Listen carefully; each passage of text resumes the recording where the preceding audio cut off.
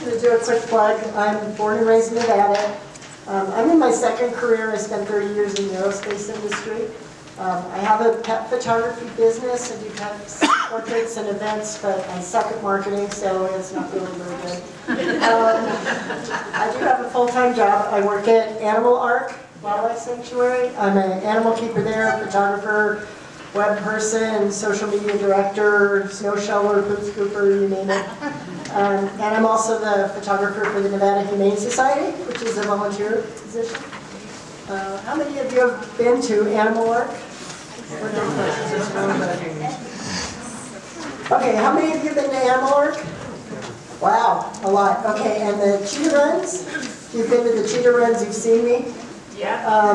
Animal Ark is a wildlife sanctuary. It's dedicated to saving wild animals. It's not a zoo. All the animals that are there for life, and they all have a reason why they're there. They can't be released. They're either injured, abandoned, whatever. It's 20 miles north of Reno.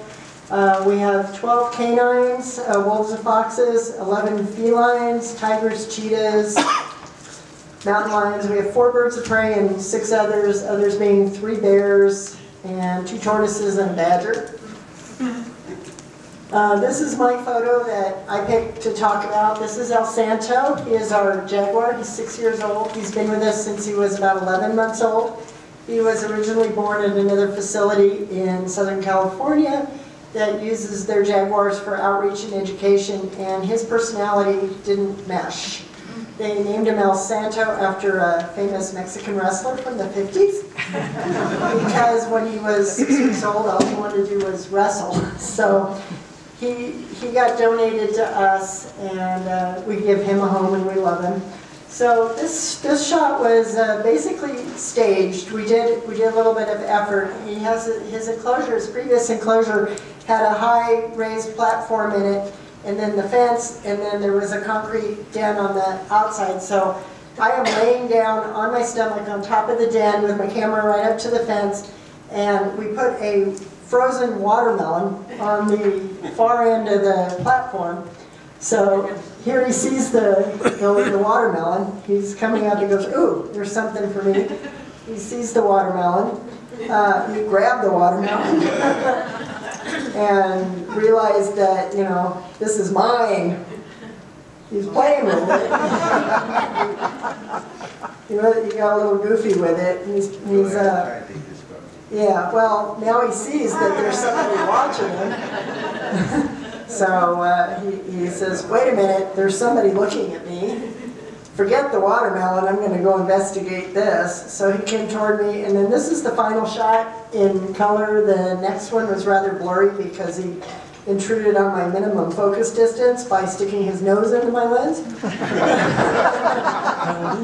So I really didn't like the image and color. It just didn't work for me, and I'm generally not a black and white photographer. I mean, I think this is like the only black and white photo I've ever done. But I thought it worked better in black and white because it diminished, let's see, can I go backwards?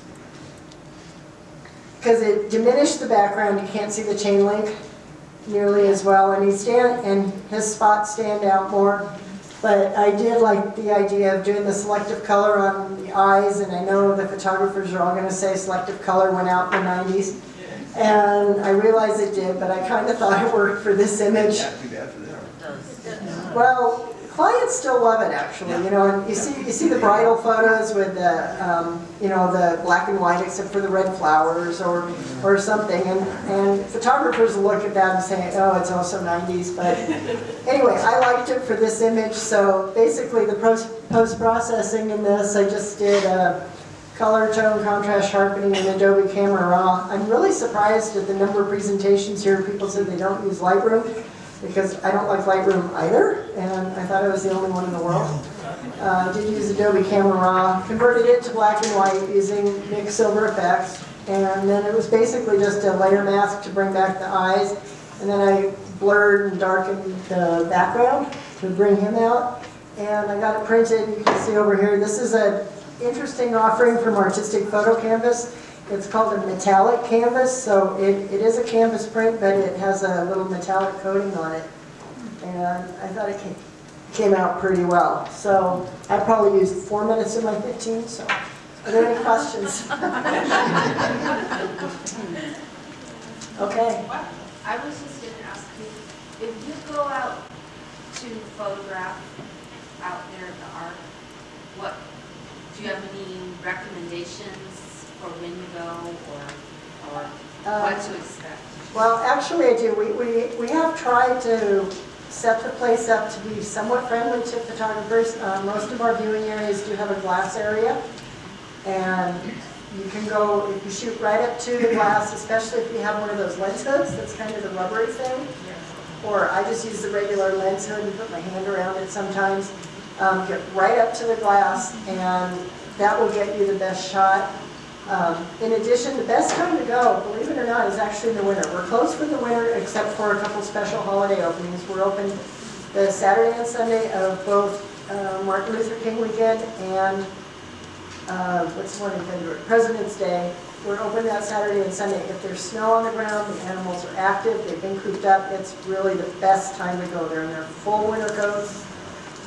They look the fluffiest, especially if it's an overcast day. We had one of our openings in February last year was kind of foggy and snowy, and I went through and I took over 700 pictures that day.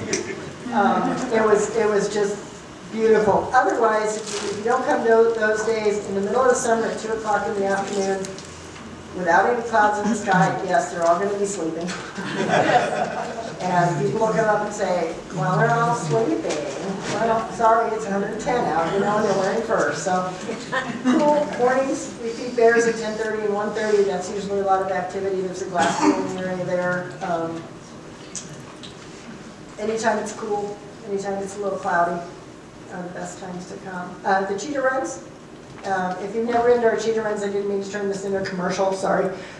We run the cheetahs 4 or 5 times in the summer. It's an amazing photographic opportunity. We have 5 photo lines set up on the course that hold 6 photographers each. You're eye level with the cheetahs as they come around the corner with the setting sun behind you. It's awesome.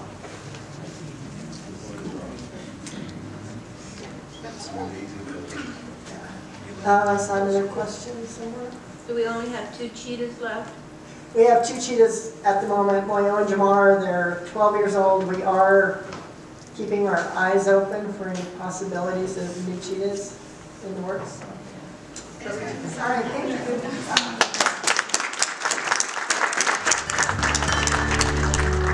you.